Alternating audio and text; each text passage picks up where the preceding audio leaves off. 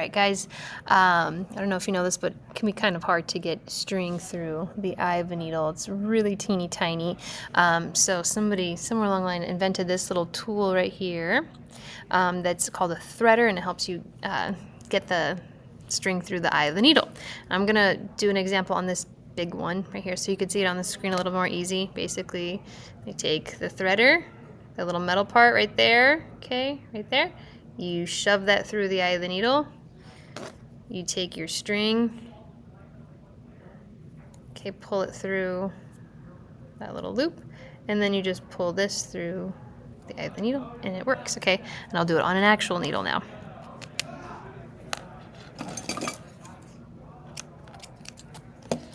So, and it really does work. So you take this, you put it through the eye of the needle. All right, you shove it all the way through.